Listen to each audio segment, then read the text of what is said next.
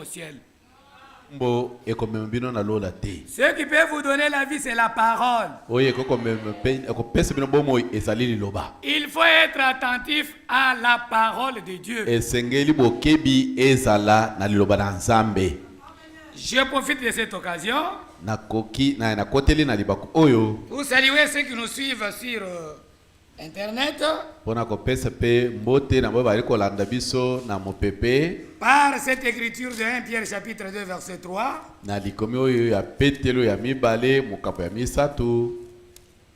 1 Pierre chapitre 2 verset 3. Si vous avez goûté que le Seigneur est bon, approchez-vous de lui. Je salue nos bien-aimés qui nous suivent de loin. C'est notre auditoire invisible. Les serviteurs de Dieu, les enfants de Dieu, que le Seigneur les bénisse richement. Veuillez vous lever pour la lecture de la parole de Dieu. Nous sommes dans le livre de Jean chapitre 6. Nous commençons au verset 57.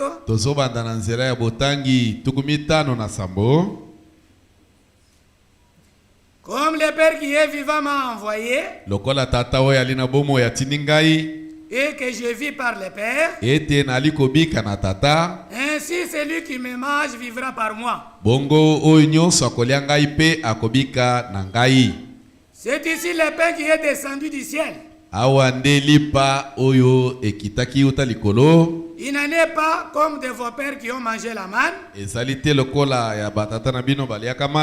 et qui sont morts. Celui qui mange ce pain vivra éternellement. Jésus dit ces choses dans les synagogues, enseignant à Capernaum.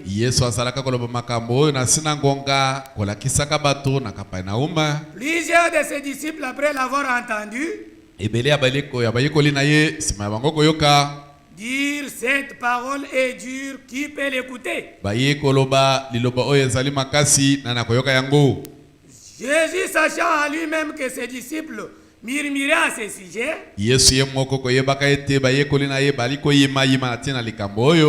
leur dit, cela vous scandalise-t-il? Et si vous voyez le Fils de l'homme monter où il était auparavant? C'est l'esprit qui vivifie, la chair ne sert de rien.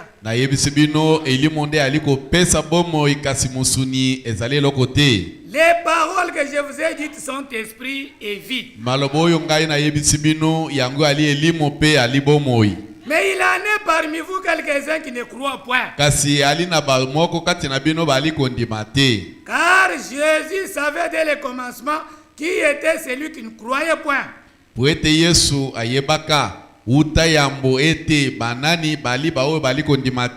Et qui était celui qui les livrerait. Bien-aimé Père Céleste, la lecture était longue. La lecture est bonne. Mais l'interprétation, Seigneur, nous importe beaucoup. Étant Seigneur Jésus-Christ est un homme, je ne saurais pas donner à ces peuples ce qu'ils attendent. Viens ce matin au milieu de nous, conformément à ta parole qui dit 2 ou 3 assemblés à mon nom, je suis au milieu. Ôte-moi de la scène et prends position, Seigneur, pour moi et utilise-moi comme un petit instrument. Parle et nourris ces peuples qui sont affamés. Sauve les pécheurs qui sont parmi nous. Guéris les malades. Je réprimande les démons d'hémorroïdes,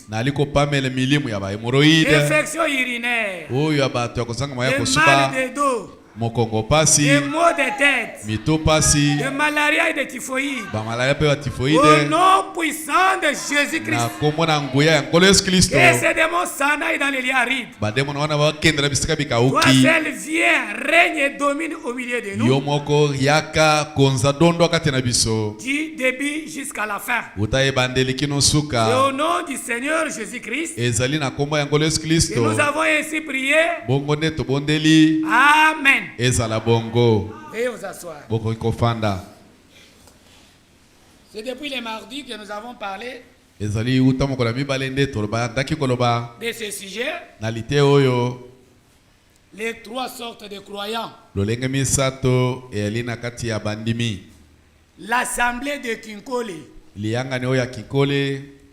où les gens viennent lombrer le dimanche, mais pas dans la semaine. Wapi bato mokolo ya yenga batondaka na poso bamona na kate. Qui est cette personne qui peut manger une fois et rester en bonne santé toute la semaine? Moto nani akoki koliaka mokolo moko na poso mobimba zalika zoto kolongono.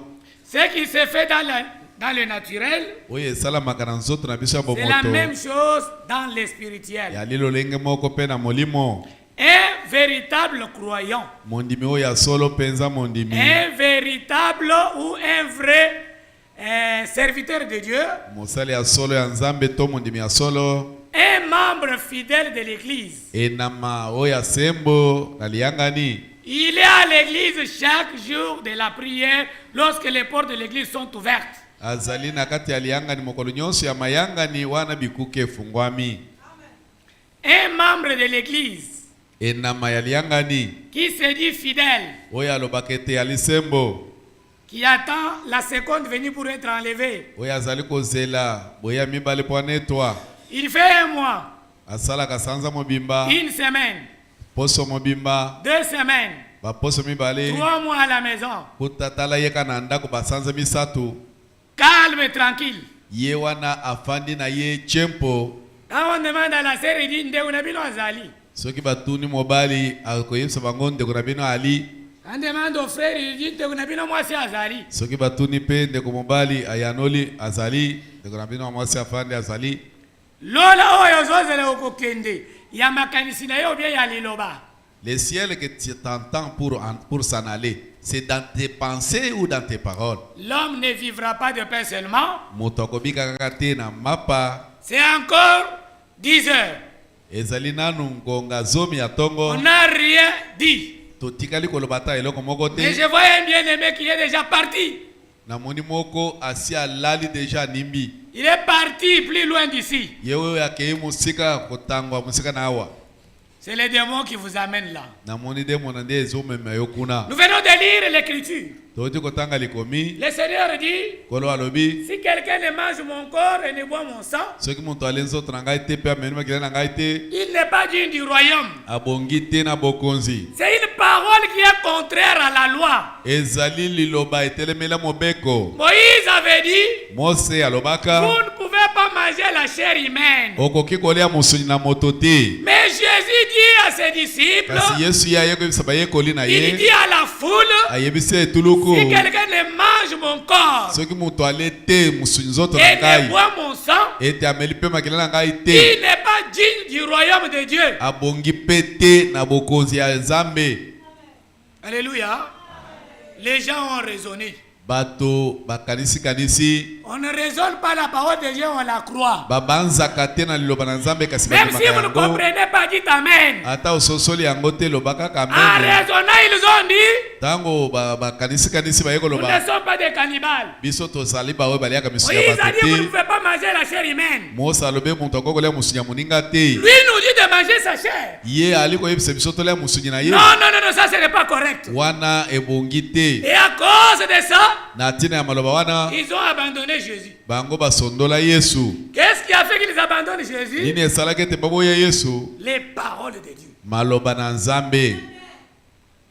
Au lieu de se taire, le Seigneur continue encore. Bisika ya ngolo kotikala nye azokoba na koloba. Il dit, vous êtes scandalisés par ces paroles. Ayeko isawango biodo mbatisa mama bakuma be na tina liloba oyo. Mais si vous voyez le Fils de l'homme monter là où il était descendu. Là, les gens ont raisonné encore. Ils ont dit ce n'est pas possible. Nous connaissons sa mère. Nous connaissons ses frères. Il a grandi avec nous. Mais depuis quand il était au ciel pour venir. Il dit la chair n'est rien, c'est l'esprit qui vivifie. Ce qui était venu du ciel, ce n'était pas la chair mais l'esprit. C'est l'esprit du Père qui était descendu et habitait en lui. C'est pour cela qu'il dit, quand vous me verrez monter là où j'étais auparavant, les gens n'ont pas supporté encore ça. Et ils sont partis. Mais l'Écriture dit, Jésus connaissait qui ne croit point. Et qui est celui qui les livrerait? Jésus connaît ce matin dans cette assemblée qui ne croit point. Qui est suiveur? Qui est venu pour la parole? Qui a le Saint-Esprit? Celui qui a besoin d'avoir le Saint-Esprit, Jésus le connaît. L'apôtre Pierre nous donne un conseil pour avoir le Saint-Esprit. Il dit en Actes chapitre 5 verset 32,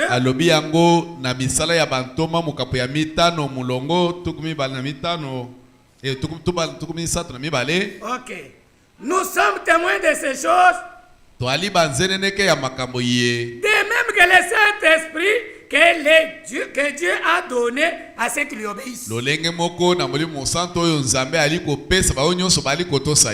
Dieu est disposé à donner le Saint-Esprit à celui qui lui obéissent.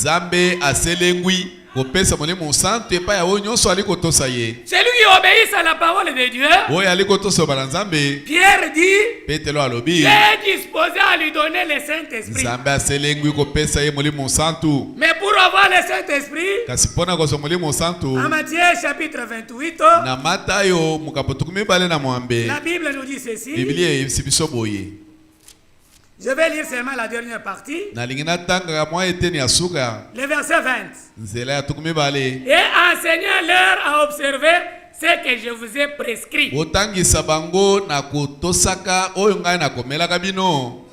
Observer, c'est mettre en pratique.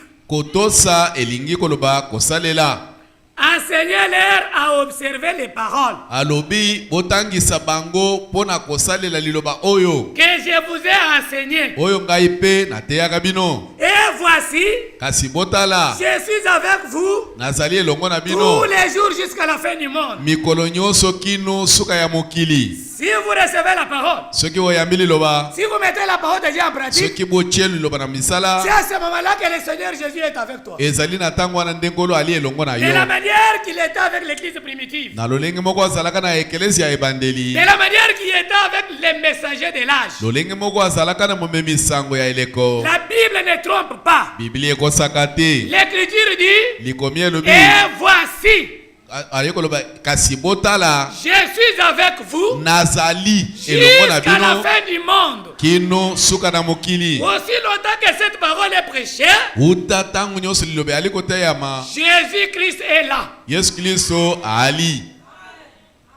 Amen. Dans le livre de Timothée, des épîtres de Timothée, c'est le chapitre 1. C'est le verset 25. La Bible dit ceci.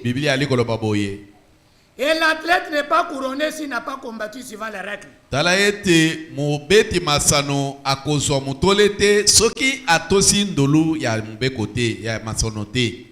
La parole de Dieu est comparée au jeu d'athlétisme. liloba na nzambe bakokisi yango na bato babetaka masano. Là-bas il y a des règles pour courir. Pona ko sala masano ata na bastade ezana bandulu pona kotosa yango. Il faut respecter ces règles pour remporter la couronne. Esengeli kotosa bandulu wana po ozo mutole. Si tu n'as pas respecté les règles, soki otosi bandulu ya masano te, même si tu arrives en premier, tu es disqualifié. Ata okimi okomi ya liboso okozwa mutole te.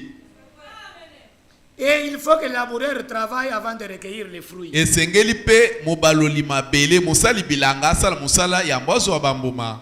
Là, l'église ou l'œuvre de Dieu est comparée ici à un champ.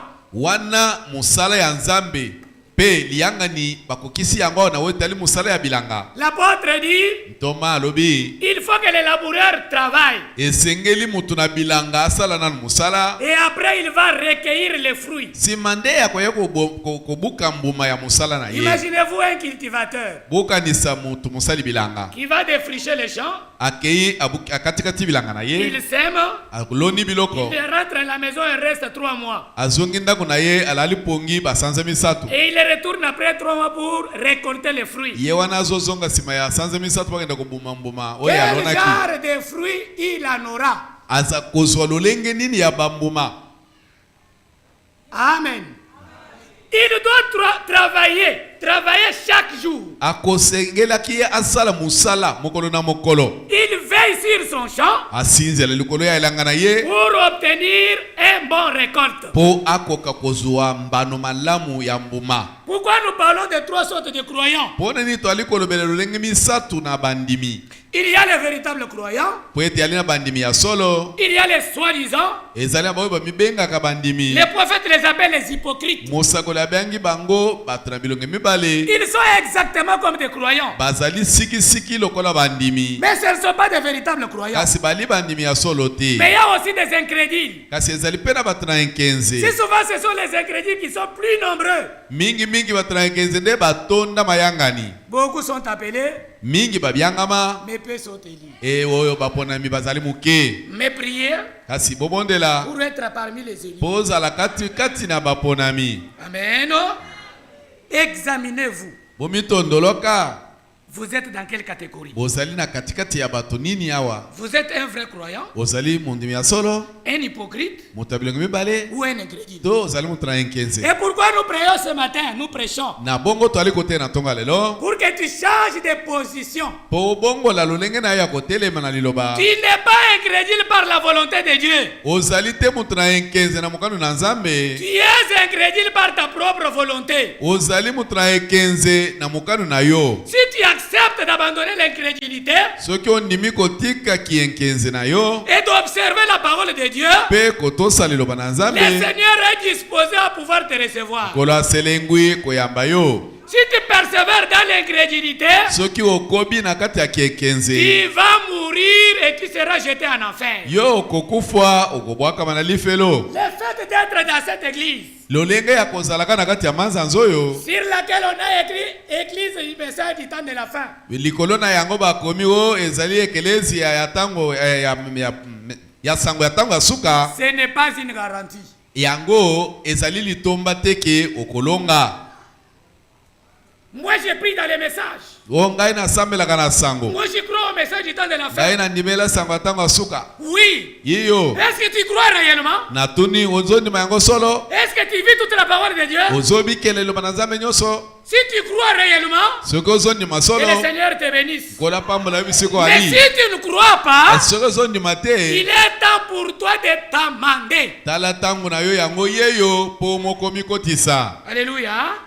Examinez-vous vous-même bomitondolaka bino moko pour savoir dans quelle catégorie vous pona êtes. komiyeba wali na kati ya bato nini. Vous avez dit que la première catégorie, ce sont les véritables croyants. tolobaki ete bato ya liboso bazali bandimi ya solo. Les véritables croyants sont des élus. bango babengaka bango baponami. Ce sont les vainqueurs de chaque âge. bango nde bali balongi ya eleko na eleko. Et dans chaque âge, pe na eleko na eleko, le Seigneur a fait une promesse pour les vainqueurs de cet âge. kolo pe apesa elaka na tina ya balongi nyonso ya eleko. Pour cet avantage, le Seigneur dit, à celui qui vaincra, je le ferai asseoir sur mon trône. Comme moi j'ai vaincu, et que je suis assis sur le trône de mon Père. Amen. Amen. Les vainqueurs qui seront assis sur le trône avec Christ. Aujourd'hui en République démocratique du Congo, c'est Félix qui est sur le trône. Et les gens qui règnent avec lui, les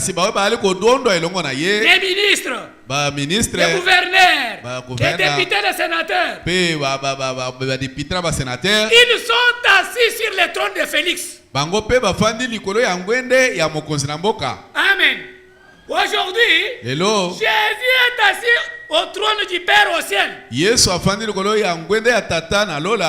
dans le millénium, Jésus sera assis sur son propre trône. C'est là où les vainqueurs seront ensemble avec lui. Amen. Vous voulez être là? Être à côté du Seigneur, assis à côté de lui comme vainqueur, mettez la parole de Dieu en pratique. Ne vous limitez pas en l'écoutant, en vous trompant par de faux raisonnements. Nous prenons une image dans la Bible. Cette image va nous enseigner du début jusqu'à la fin. Nous sommes en Genèse chapitre 4 verset 1.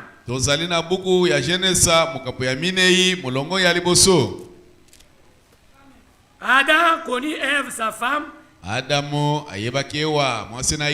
Elle conçut et enfanta Caïn et il dit, j'ai formé un homme avec l'aide de Dieu.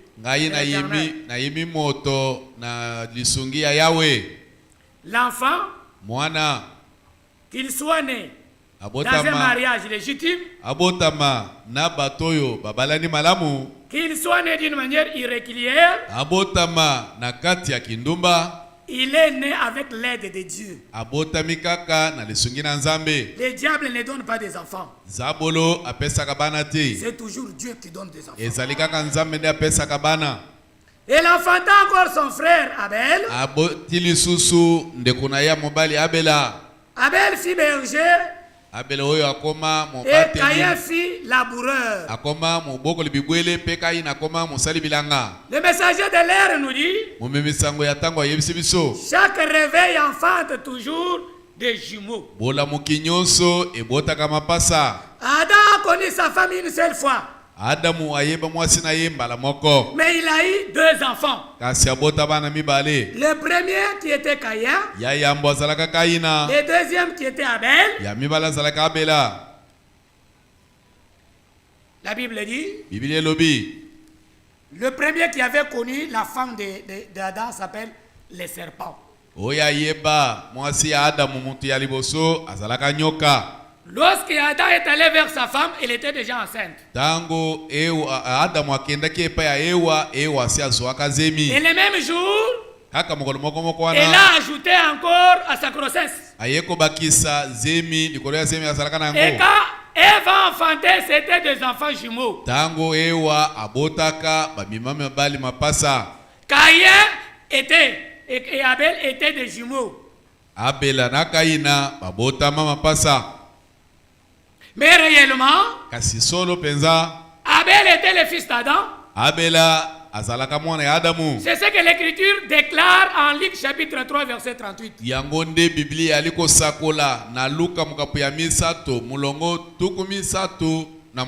Mais Caïn aussi avait son père, bien qu'il était né dans la maison d'Adam.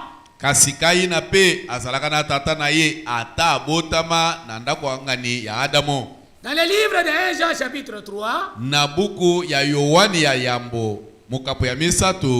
le verset 12, la Bible déclare, et n'est pas ressemblé à Caïn qui était du malin. La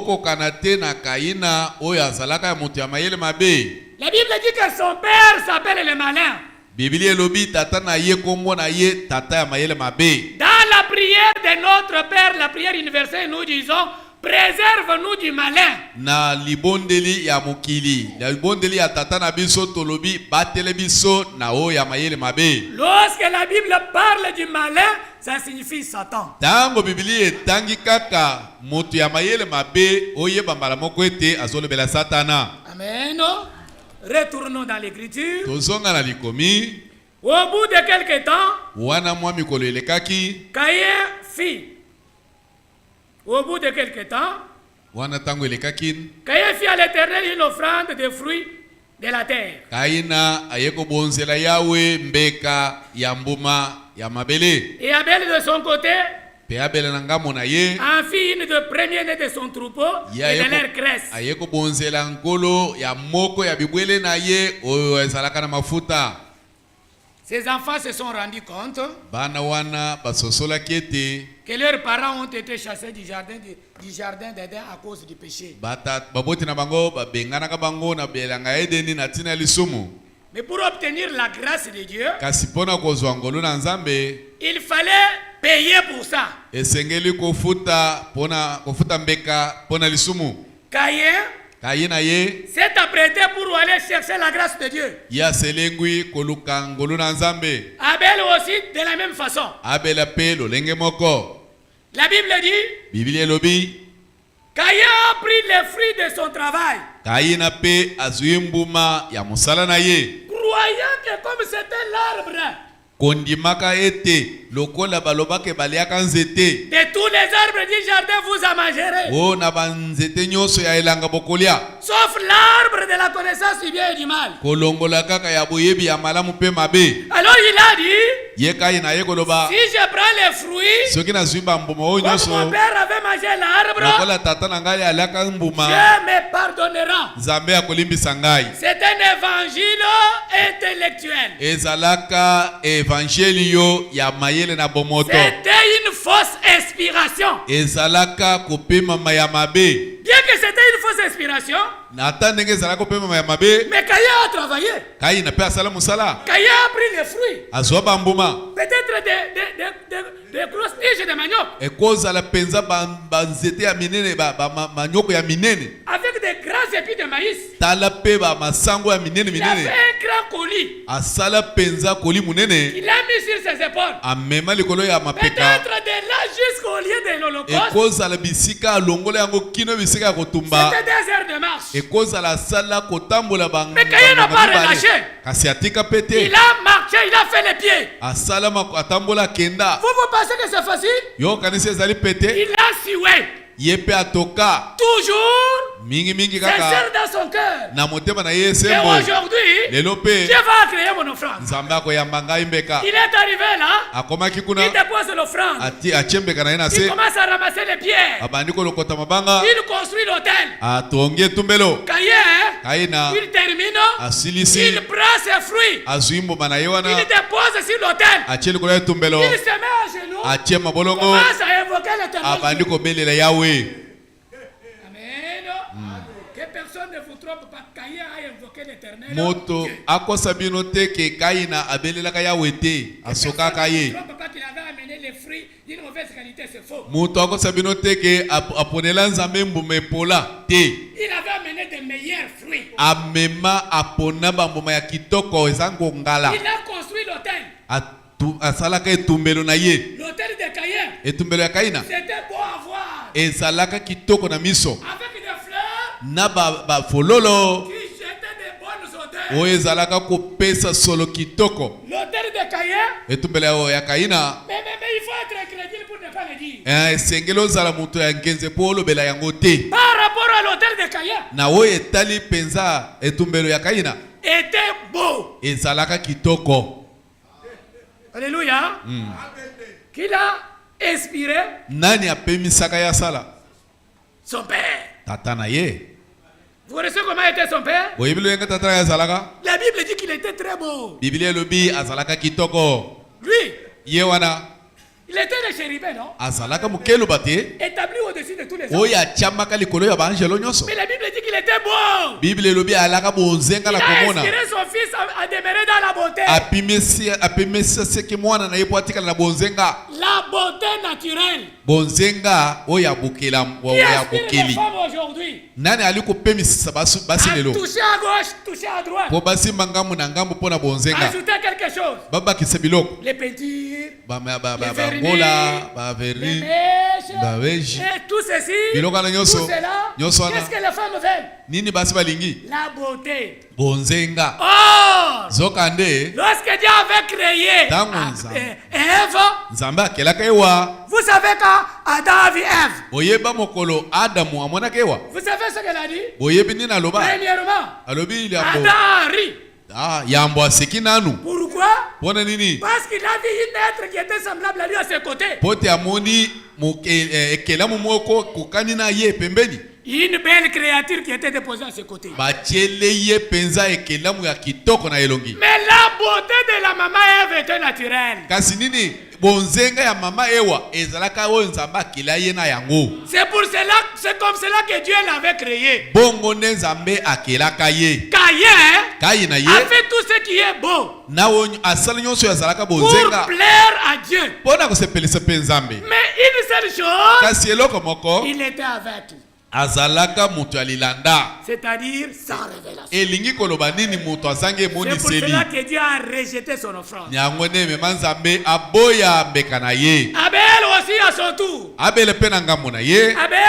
Abel a pris l'agneau. Azwa mwana mpate. Abel a pris une corde. Ye azwa pe. Il a attaché à la gorge de l'agneau. Azwa singa che na mongongo na kingo ya mwana mpate. Pour arriver là-bas au lieu de l'Holocauste, kasi pona kokoma na bisika ya kutumba mbeka. chaque fois que l'agneau ne voulait pas marcher, ntango nyonso oyo mpate azalaka koboya kotambola. Abel tirait de force. Azalaka kobenda ye pe na makasi. Chaque fois que l'agneau persistait, tango mpate azalaka koboya. Abel fouettait. Azobeta ye. L'agneau est arrivé.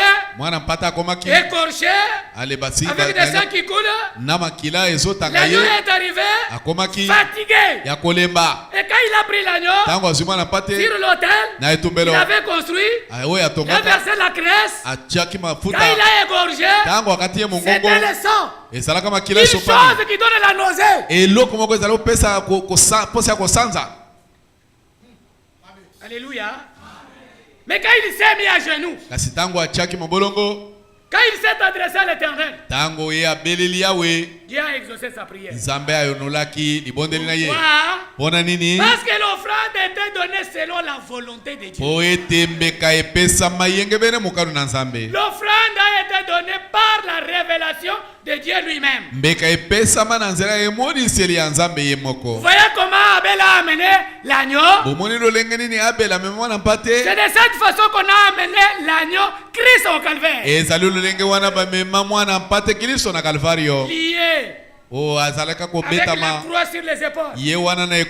Avec des blessures partout. Avec des fouets à gauche à droite.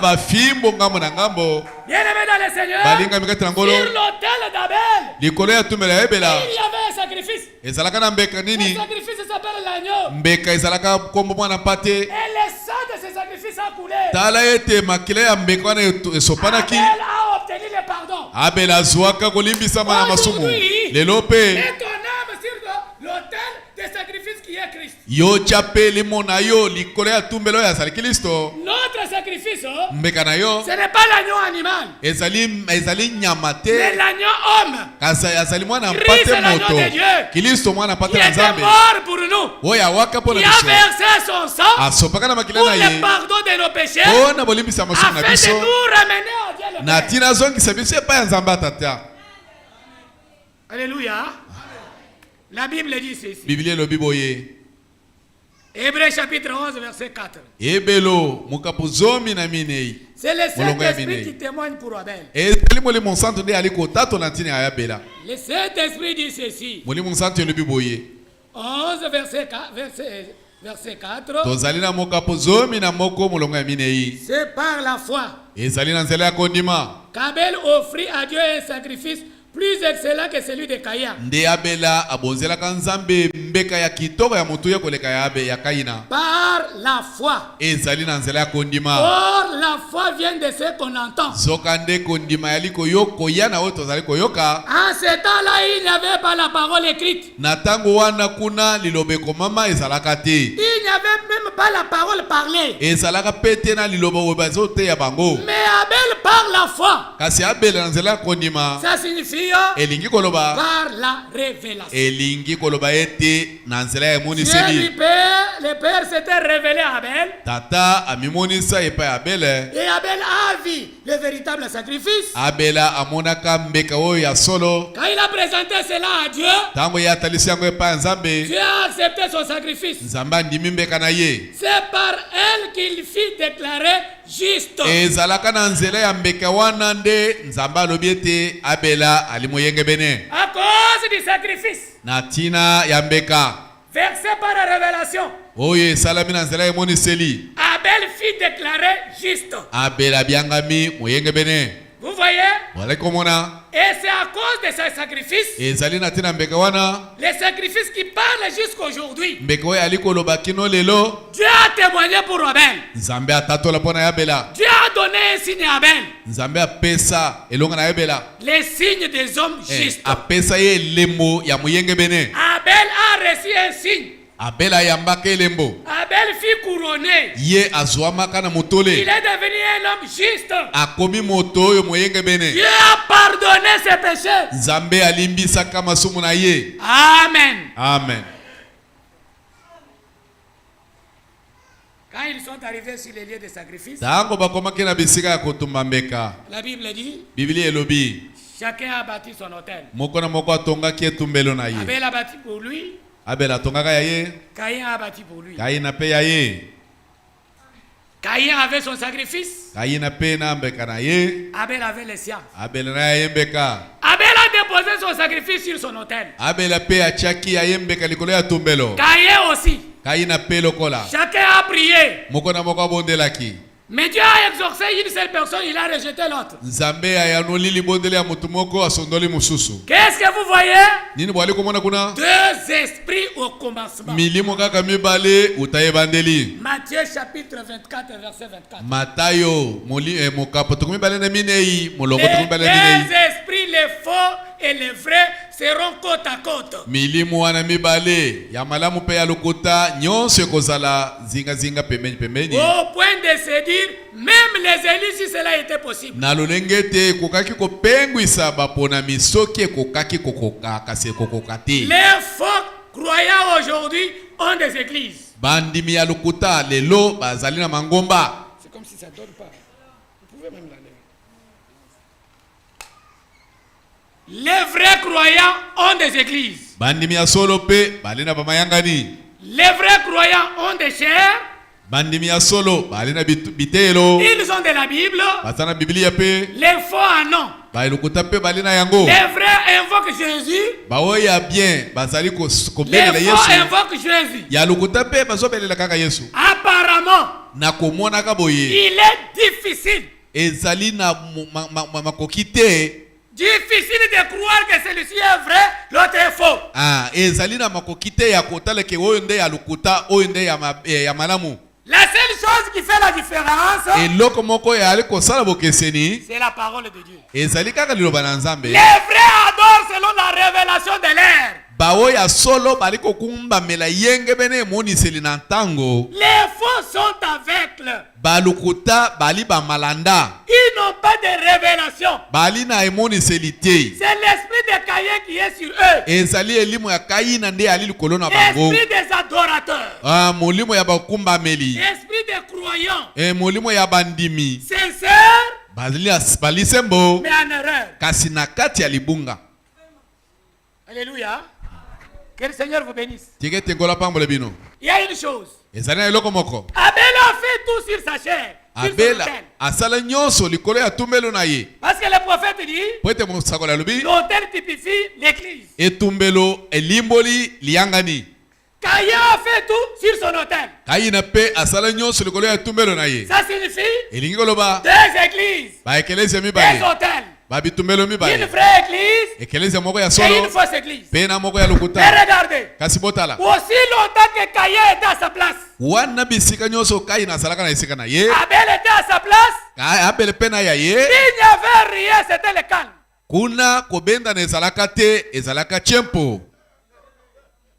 Alléluia. Que le Seigneur vous bénisse. Le problème est arrivé lorsque Caïn s'est levé. Parce qu'il a vu que Dieu a créé son frère. Il a quitté son hôtel pour aller sur l'hôtel d'Abel. Qu'est-ce qui est arrivé? La mort. Le prophète dit, aujourd'hui, le monde est dans l'église. Et l'église est retournée dans le monde. Toutes les bêtises du monde. Les danses mondaines. Les danses mondaines. Les chansons mondaines. L'habillement mondain. La manière de parler mondaine. Sont dans l'église aujourd'hui. Et cela a ramené l'église dans le monde. L'église de Jésus-Christ a son modèle. Auquel nous devons nous accrocher. Alléluia. Il y a une chose. Lorsque Caïn a vu que l'offrande d'Abel est à créer, mais Abel a vu aussi que mon offrande est à créer.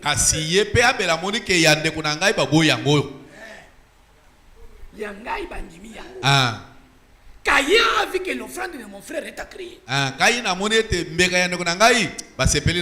En ce temps-là, lorsqu'on présentait les sacrifices, c'était des holocaustes.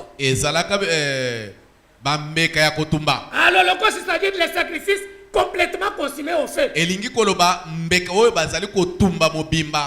Quand on présentait les sacrifices et qu'on mettait le feu, si le feu monte tout droit, Dieu a créé votre sacrifice. Mais si le feu traîne à gauche, traîne à droite,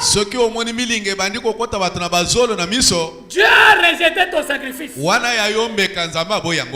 ton cœur te condamne, si ton cœur te condamne, Dieu est plus grand que ton cœur.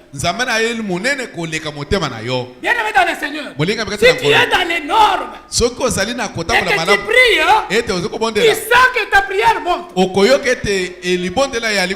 si tu es à côté, tu peux rester debout 2 heures. Tu sentiras qu'il n'y a rien. C'est une prière forcée. La Bible dit, répandez-vous. Qu'est-ce qui empêche l'offrande, les sacrifices de tes lèvres d'aller au ciel?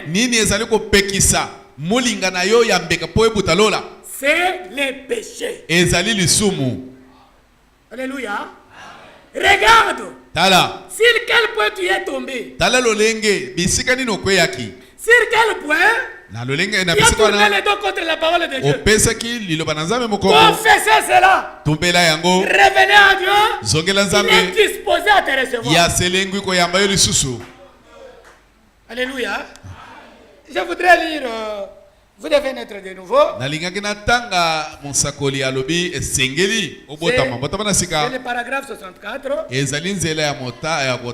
C'est le message qui a été donné à William Marion Branham. Il a dit, s'il arrive que je ne verrai pas la seconde venue de Christ, restez avec ce message.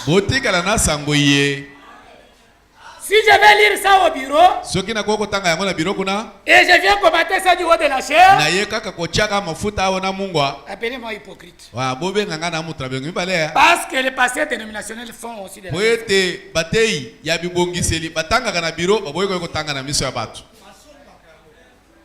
Alléluia. Ils lisent. Et ils disent, réellement cet homme était prophète.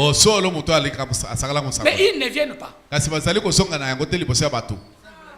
Si vous avez senti que le Seigneur est bon, faites quoi?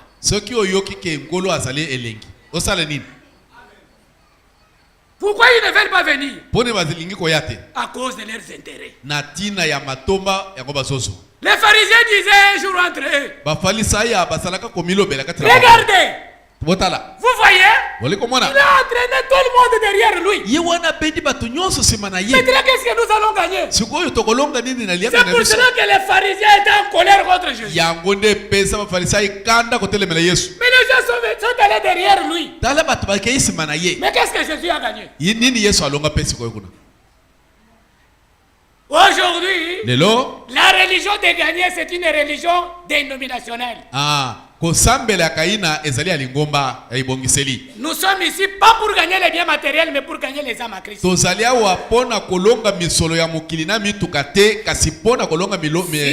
venu dans l'intention de gagner quelque chose dans cette assemblée, répands-toi. Ici, on n'a rien à gagner. Mais nous sommes en guerre pour gagner. Pas pour gagner les biens matériels, mais pour gagner les âmes à Christ. Oui. S'il veut nous donner les biens matériels, que lui nous donne. Mais nous ne sommes pas ici pour ça. Nous sommes ici pour la vie éternelle. Tout le monde va vers lui. Maintenant, qu'est-ce que nous allons gagner? Tout chaque fois que les pharisiens allaient dans l'église de Christ, c'était pour écouter ce qu'il prêche et lui chercher des disputes. Bien aimé, l'esprit de dispute, c'est l'esprit des pharisiens. Quand vous venez ici, vous êtes venus pour écouter la parole. Il amène à ce qui est correct. Et s'il y a quelque chose qui n'est pas correct, mais suivez le prédicateur. Frère, mais je n'ai pas compris. Explique-moi bien. Mais l'esprit de dispute,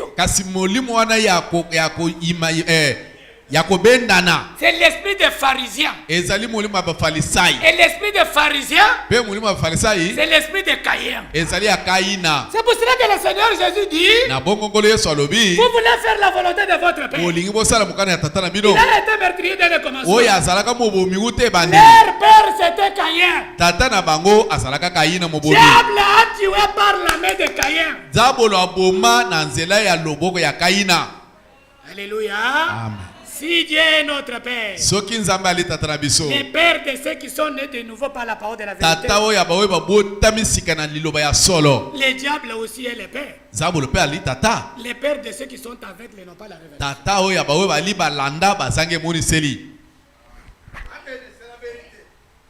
Alléluia.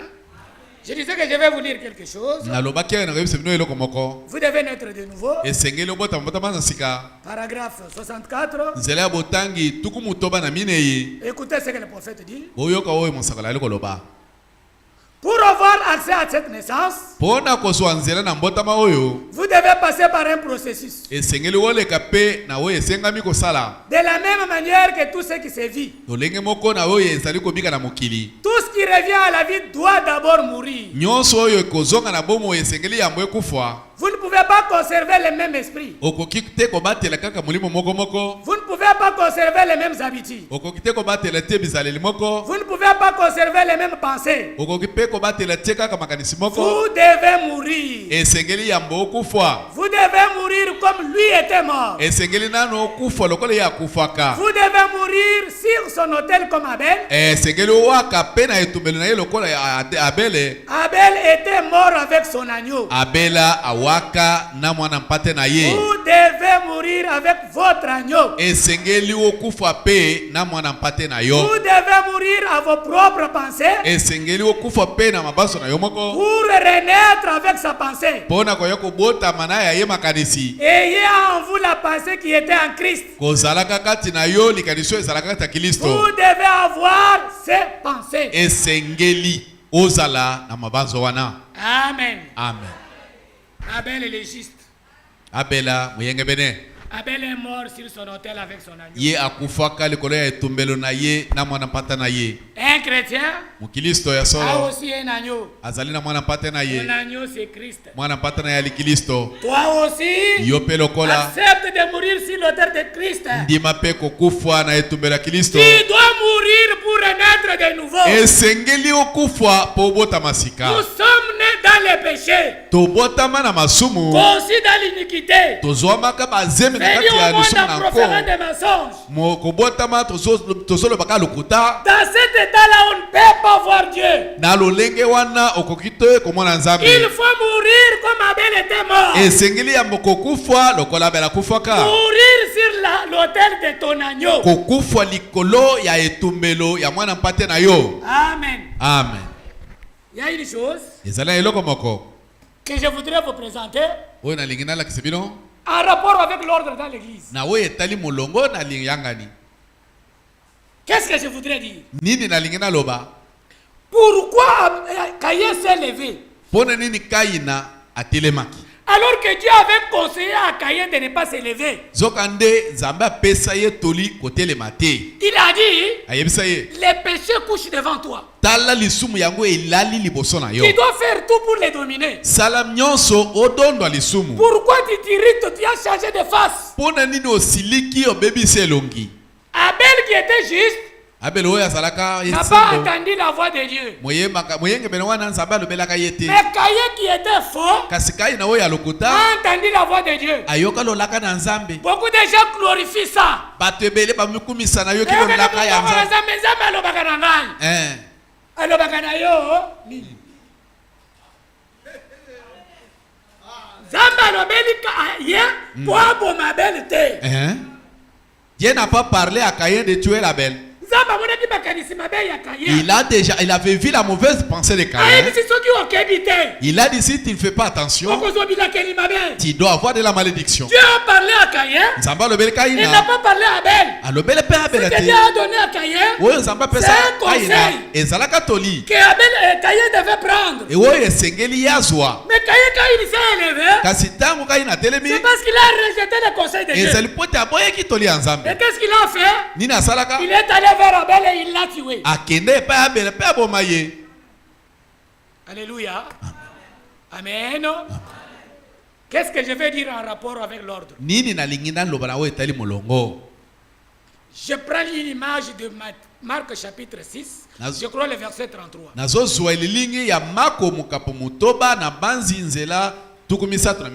C'est la multiplication de pain par le Seigneur Jésus. La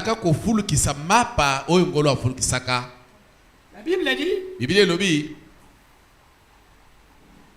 Jésus était entouré par une grande foule. Vers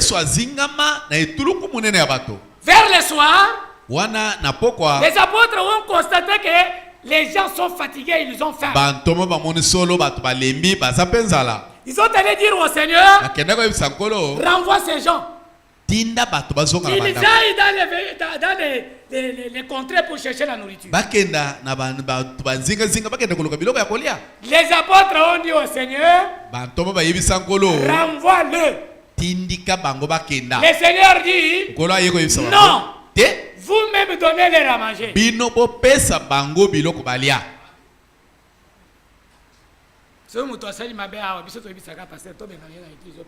Si quelqu'un a fait du mal ici, a fait tort, allez, nous sommes les premiers à dire, il faut les renvoyer de l'église, renvoyer là, il est en train d'abîmer l'église. Les gens sont toujours prêts pour renvoyer les autres, mais Jésus est disposé, pour les chasser. Avec une grosse foi qu'ils peuvent changer.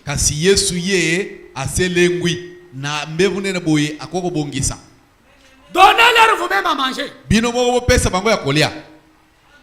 Une grande foule comme celle-ci, qu'est-ce qu'on va leur donner à manger? Qu'est-ce que vous avez? Nous avons 5 pains et 2 poissons. Le Seigneur donne l'ordre. Fais-les asseoir. Amenez-moi ce pain et ce poisson. Ça venait d'un petit enfant. Ça venait d'un petit enfant. Si cet enfant pouvait manger ses baies et ses poissons, il ne pouvait pas rester en bonne santé jusque demain.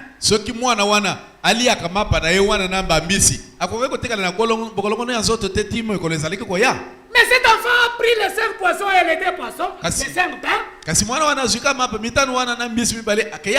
a remis aux disciples. Quand les disciples ont remis au Seigneur, le Seigneur a regardé au ciel. Quand il a invoqué son Père, la nourriture d'un petit enfant a suffi pour nourrir 5000 hommes. Ce que vous avez comme richesse ne prospère pas parce que vous ne mettez pas entre les mains du Seigneur. Mettez ce que vous avez entre les mains du Seigneur, ça va prospérer. Mais il y a une chose qui m'intéresse. Lorsque le Seigneur a prié, la Bible dit il a multiplié le pain. Il a multiplié les poissons. Parce que notre Dieu c'est un Dieu de multiplication. Amen. Mais il n'a pas multiplié les paniers. Alléluia. Il n'a pas multiplié les paniers. Il n'avait qu'un seul panier. Vous devez distribuer à 5000 personnes. Imaginez-vous. Quand est-ce que les millièmes vont en avoir? Quand est-ce que les 2 millièmes vont avoir? Quand est-ce que les 5 millièmes vont avoir? Mais tout le monde devait patienter. Parce que le panier devait circuler jusqu'à 5 millièmes.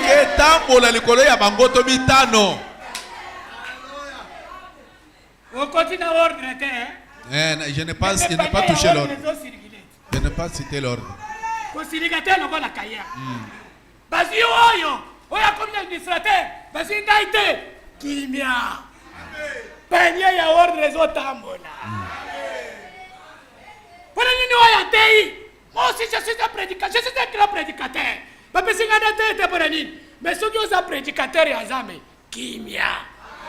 Panier ya Nzambe ezotambola. Alléluia. Caïn s'est élevé pour empêcher la volonté de Dieu. Lorsque Caïn a tué Abel, c'était pour mettre fin à l'ordre de Dieu. Est-ce qu'il est arrivé? Non. Qu'est-ce que la Bible dit? Dieu a fini par maudire Caïn. Dieu a maudit la terre à cause de Caïn. Dieu a dit à Caïn, tu seras errant et vagabond.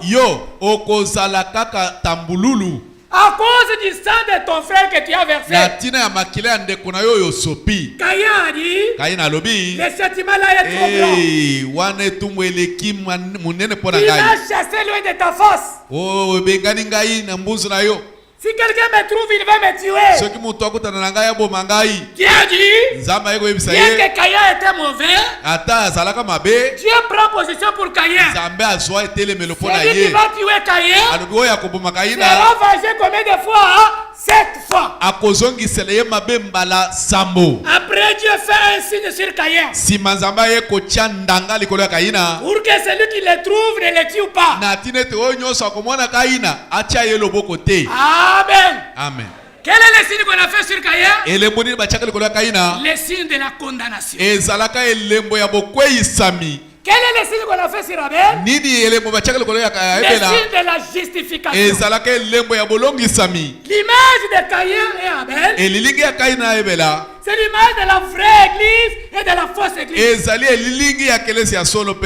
qui sont dans la vraie église reçoivent les sceaux de Dieu comme marque.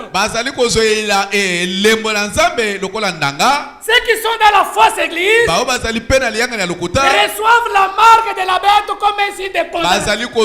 Il n'y a pas de position intermédiaire. Dieu est toujours dans sa parole. Alors qu'est-ce que le prophète nous dit? Le prophète nous donne un conseil. Honorable Diacre, j'ai commencé à 10h30. Ne vous en faites pas. Batu ya lokumu bazakala na bandaki na 10h05. Bomitungisate. Je n'ai pas commencé à 9h30. Na banda na 9h30 na binote. Laissez-moi. Boyo tika ngai.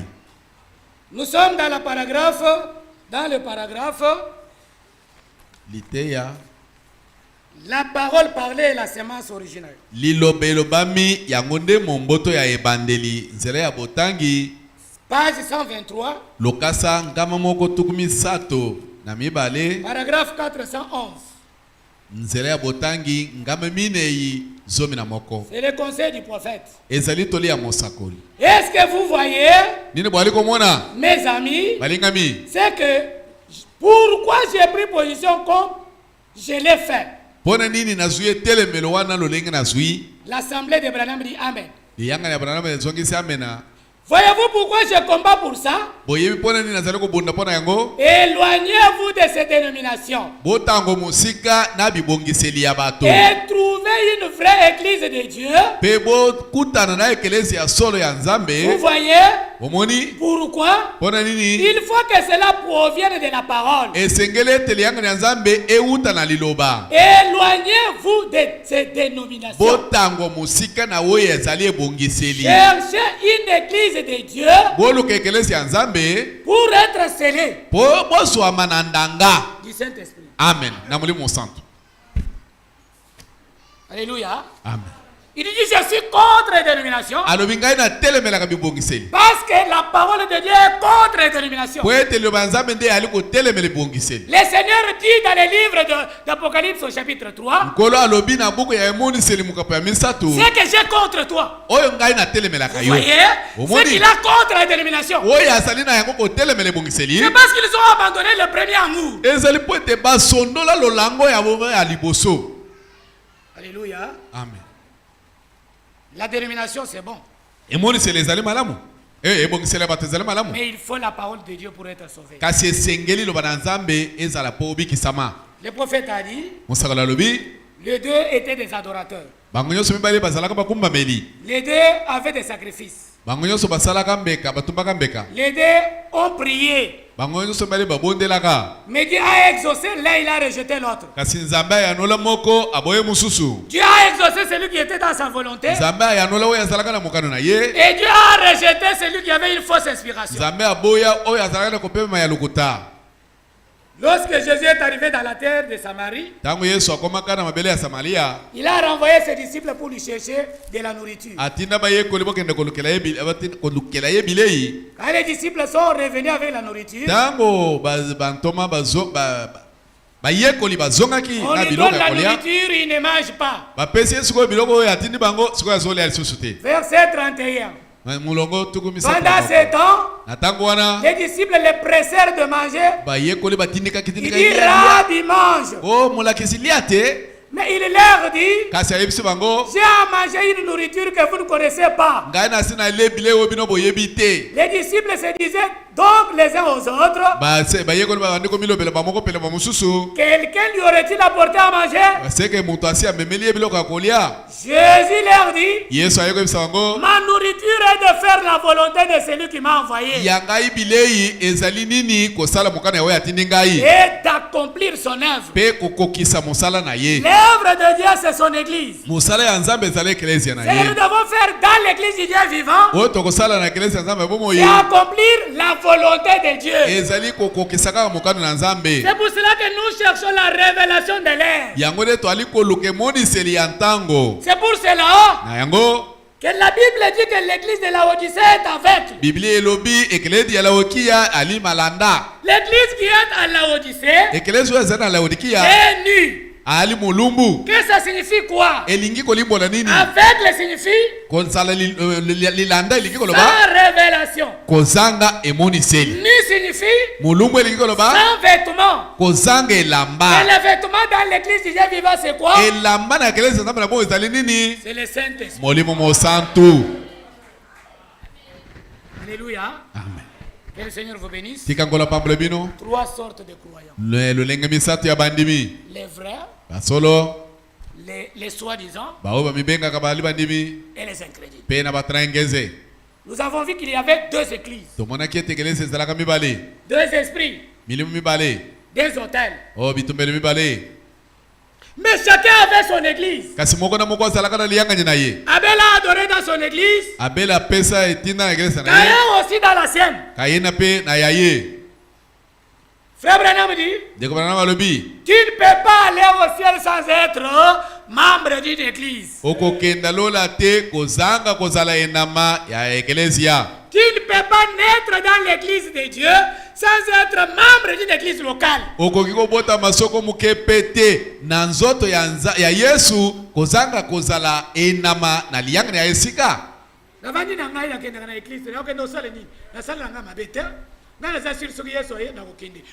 peux pas aller au ciel sans être membre d'une église. Tu ne peux pas être membre de l'église du Dieu vivant si tu n'es pas membre d'une assemblée locale. Il y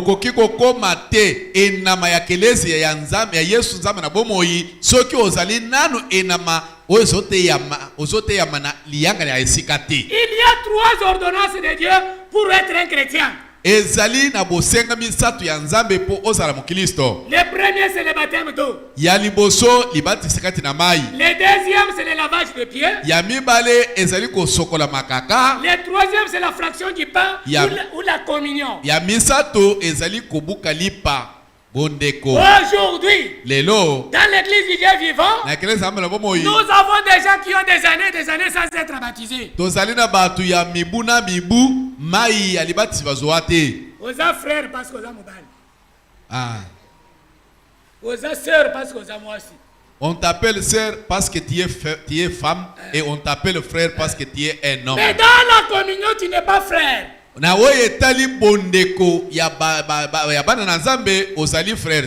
vous introduit dans la communion des saints, c'est le baptême d'eau.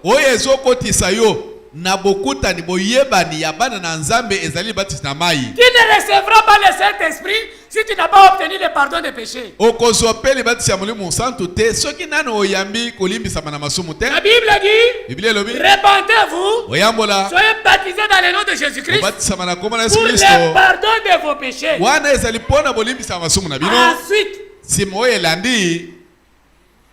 Dieu va vous donner les dons du Saint-Esprit. Bien-aimé dans le Seigneur, Abel avait son église. Caïn avait son église. Il n'y a pas un membre de l'église qui a 2 églises à la fois. Je reviens d'abord aux 3 ordonnances. Le lavage des pieds et la fraction du pain.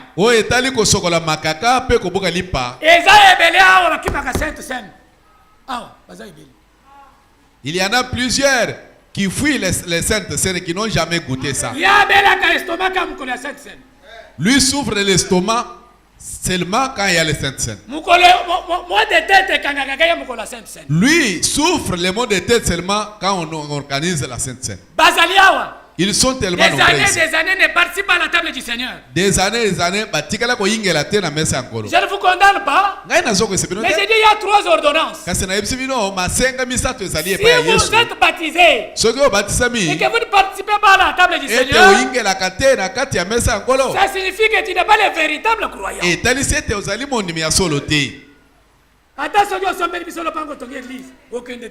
Même si tu as payé de ton argent la parcelle pour l'église, pour le ciel, oublie-toi. Ce que nous devons faire, c'est fléchir à la parole de Dieu. Vous devez participer à la Sainte Seine.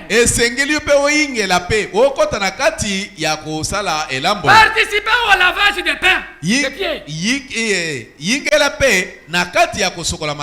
Je reviens encore. Un athlète n'est pas couronné s'il n'a pas combattu selon les règles.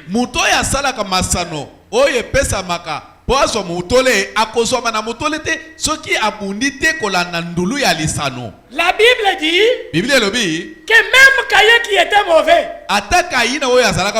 mais il a présenté le sacrifice à Dieu. Alléluia. Un véritable membre fidèle. Celui qui a choisi l'assemblée de Kingole comme son assemblée. Il doit être à l'église chaque jour de culte lorsque les portes sont ouvertes. Il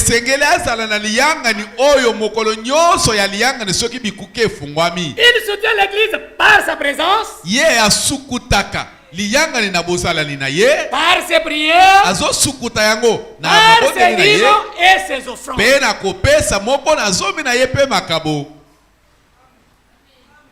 Bien-aimés dans le Seigneur, vous êtes membre de l'assemblée de Kinkole. Mais la dîme vous a envoyé dans votre église que vous avez laissé au village.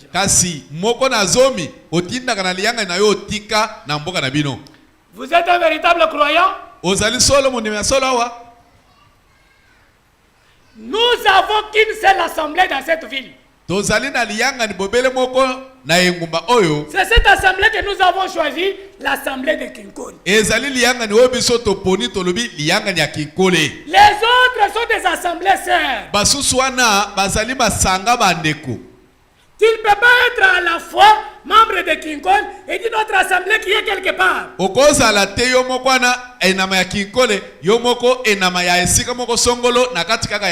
C'est là-bas que tu vas communier le mardi et le jeudi. Et à Kinkole le dimanche.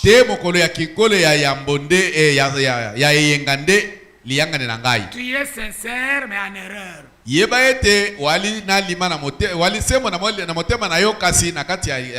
membre fidèle de son église soutient son église par sa présence. Balobi enamasembo yaliyangani na ye asukutaka yango na bozalali na ye boye koya.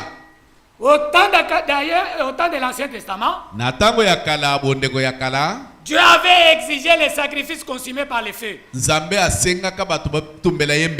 Mais qu'est-ce que Dieu nous oblige aujourd'hui? Il nous oblige les dîmes et les offrandes. Il nous dit de payer sa dîme et de donner les offrandes à Dieu. Mais comment a été toujours ton offrande? Parce que l'offrande d'Abel a été agréée, parce qu'il était agréable à Dieu. Est-ce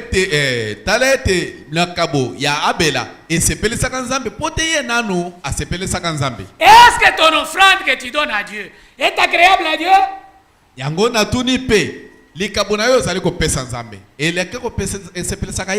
L'offrande d'Abel était plus excellente que celui de Caïn.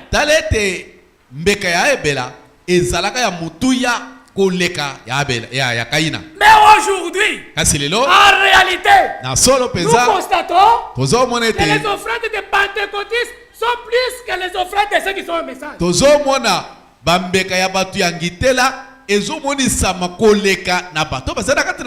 Si c'est moi qui le disais, vous allez me condamner. Je vais vous lire les prophètes. Nous sommes dans la prédication Élie et l'offrande de la farine.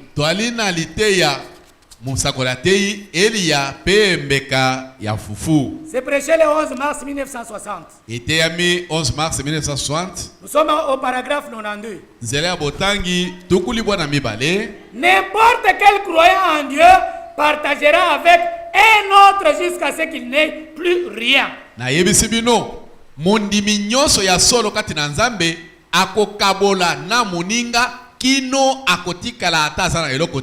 Oui.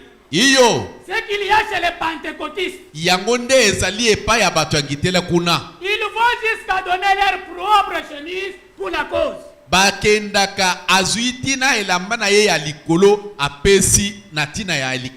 C'est juste, c'est la vérité. C'est remarquable. C'est là une chose le plus extraordinaire chez eux. Ce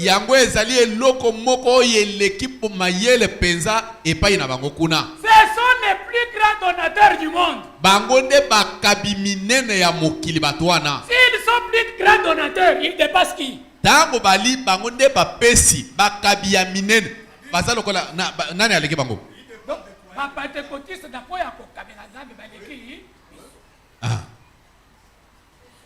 C'est le prophète.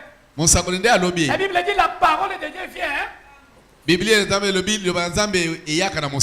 Pourquoi ils font ça? Ce sont les plus grands donateurs du monde. Car ils savent que ces biens terrestres ne signifient pas grand-chose. Ils amassent leurs trésors dans les cieux. Parce qu'ils iront là-haut un de ces jours. Je voudrais attirer votre attention. Dans la Bible, l'offrande d'Abel était plus excellente que celui de Caïn. Parce que Caïn avait l'esprit du diable et Abel avait l'esprit de Dieu. Mais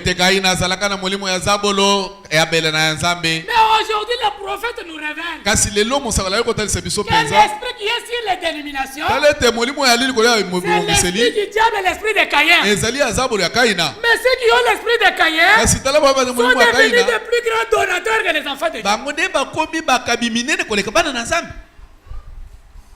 Alléluia. Quelle sorte d'offrande tu donnes à Dieu? Parce que Dieu a besoin de votre offrande. Dieu a besoin que tu contribues à l'avancement du royaume. Mais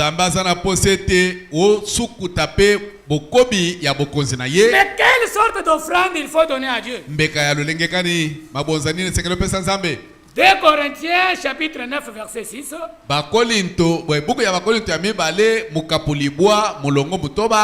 Nous lisons. Parce que c'est la semence que nous semons. Que celui qui a des oreilles écoute ce que le Saint-Esprit dit. Sachez-le. Celui qui sème peu moissonnera peu. Et celui qui sème abondamment moissonnera abondamment. Que chacun donne comme il a résolu à son cœur. Sans tristesse ni contrainte. Car Dieu aime celui qui donne avec joie. Et Dieu peut vous combler de toutes sortes de grâces, afin que possédant toujours et en toutes choses de quoi satisfaire à tous vos besoins. Amen. Comment est ton offrande? Tu donnes ton offrande à qui? Ngai soki mwana na ngai azolela papa mbongo na opesi 100 francs. Je sais que j'ai résolu son problème. Si mon enfant pleure, papa l'argent, moi je lui donne les 100 francs. Pour moi les 100 là, je pense que na sili kambonaye. Soki nazana 1000 francs ya kokata na bazwaka tena opesa ye. Si j'ai 1000 francs, bibamba, je peux lui donner ça. C'est une occasion à tikela na isika na pema. Pour moi, ezali libakuna saleli po tango azumu solwana akayeko sala bisala sala na ngai na tikali na kimia. Akaya sombe biloko bazongi seli akayeko pesa nga. Il s'en va, on refuse de prendre cet argent. Il vient dire papa mboko na yo baboyi. Quand je prends, je retourne dans les poches, lui aussi se calme, il part. Mais quand il s'agit de donner à Dieu, mais ce qui est tali ko pesa nzambe, donnez-lui une offrande qui est agréable. Pesa ye mbongo likabo ezali ko sepelisa. Donnez comme Abel a donné. Pesa lokola Abel a pesaka. Un sacrifice plus excellent que celui de Caïn. Talambeka ya kitoko koleka ya Kaina. Proverbe 11 verset 24. Masese zomi na moko tukumi balena minei. Tel qui donne libéralement devient plus riche. Na yebisibino oya pesa kana bonsomi nyoso ya yemoko akoma kamozui. Tel qui épargne à l'excès ne fait que s'appauvrir. Kasi oyo penza ali liboko beton ayeba eteye akokoma kaka na kozala mubola. Pasteur ezaki na bango moko etombaki na faillite awa. Komona bango nini? Ezaki na bango moko etombe en faillite awa. Mbongo bato ezinda ezaki bango nini? Biaka Boga no tuna bato bachaki mbongo na biaka. Bazana combien? Ceux qui ont mis leur argent en épargne, en biaka, ils ont combien pour le moment? C'est lui qui épargne à l'excès ne fait que s'appauvrir. Balobi oyo abatelaka penza ko batela lolenge nini oyo yaye kaka akangi likofi efungwa makate akokota kaka na bobola. Nalobaki chaque jour je vais déposer $200 dans la banque. Ce qui au tchete motema na yeza na kinyate. Mais on lobaki combien d'argent tu vas déposer dans la caisse de Dieu chaque jour? Tu as dit chaque jour mokolo na mokolo na kochaka $200 na banque. Les jours où tu n'as pas mis les 200, tu ne dors pas, tu fais l'insomnie. Mais demande-toi, dans l'épargne, dans les caisses de Dieu, dans l'église, tu as toujours mis combien chaque jour? L'écriture dit, combien le billet? tel qui donne libéralement. Oya pesa kapenza na bonsomi na yesengo. Plus riche. Akomaka moto na bozui. Amen. Amen. Je suis presque à la fin. Wana l'image que nous avons pris aujourd'hui, c'est l'image de Caïn avec Abel. Mais nous parlons de 3 sortes de croyants. C'est 3 sortes qui sont dans l'église du Dieu vivant. Il est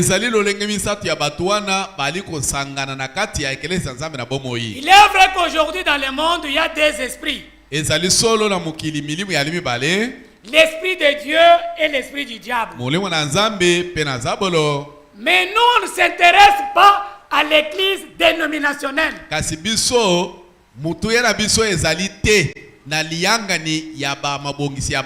Nous parlons des enfants de Dieu qui sont dans son église. C'est là où il y a les 3 sortes de croyants. Le véritable croyant, les soi-disant croyants, les prophètes les appellent les hypocrites, mais aussi les incrédules. Ils sont dans l'assemblée, ils ne croient pas à la parole, mais ils ne se fatiguent pas de venir. On les voit, on les considère comme des frères, mais ce sont des incrédules. Ils sont là. Même à Kinkole, ils sont là. Même à Branham Tabernacle, ils étaient là. Partout la parole de Dieu est prêchée, ces 3 sortes de croyants sont là. Mais dans le livre de 1 Corinthiens chapitre 13 verset 5,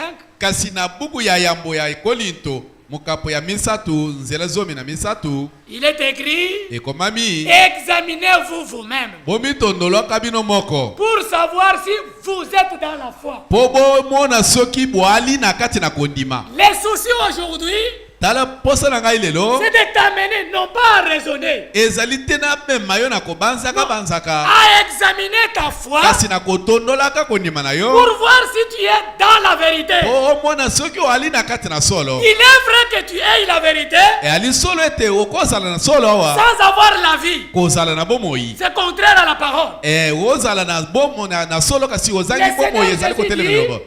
suis le chemin, la vérité et la vie. Dès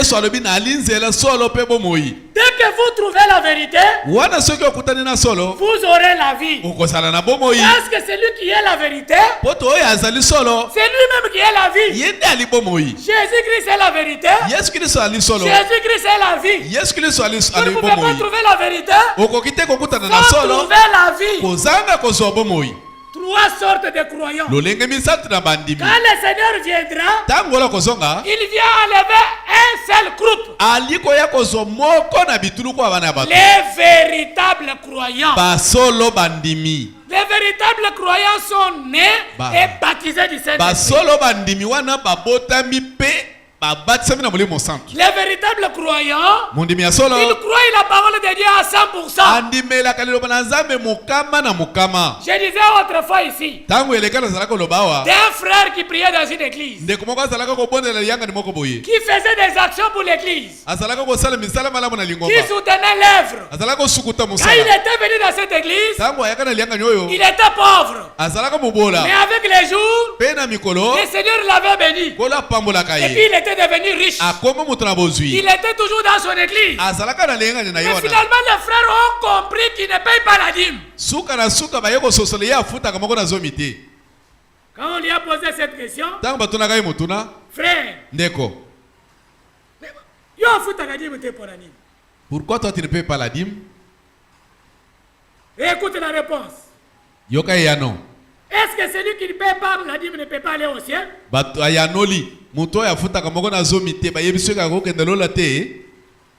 la Bible dit que l'homme vivra de toute la parole qui sort de la bouche de Dieu. La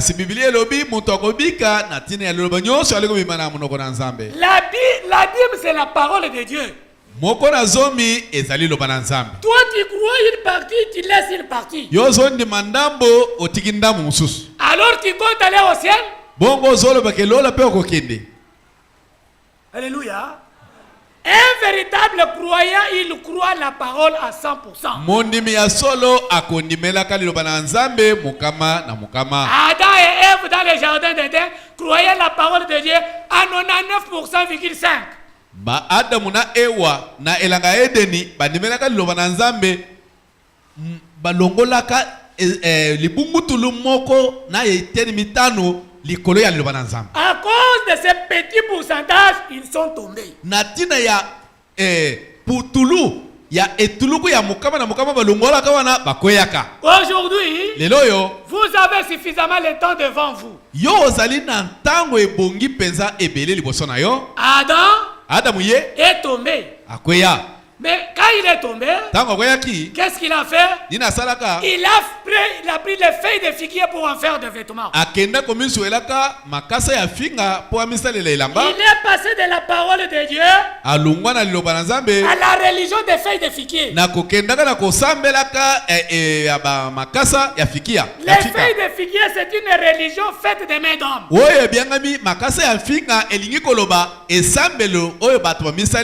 Dieu qui a aimé son enfant, Dieu n'a pas croisé les bras. Il a quitté le ciel. Il est descendu. Et il a pratiqué la religion du sang. Dieu a tué les agneaux. Il était innocent à la place de son fils qui était coupable. Pour montrer à Adam, pour nous montrer que chaque fois que vous quittez la parole, revenez sur l'expiation de Christ pour obtenir le pardon. Ce que tu as fait, ce que tu faisais, si ce n'est pas correct vis-à-vis de la parole de Dieu, mais revenez au sang qui a coulé au calvaire. Demande pardon à Dieu. Amende-toi. Dieu va te pardonner. Pour être un véritable croyant, il est vrai que c'est par destination. Mais vous devez vous forcer. La Bible dit, efforcez-vous de lui être agréable. Amen. Amen. Que le Seigneur vous bénisse.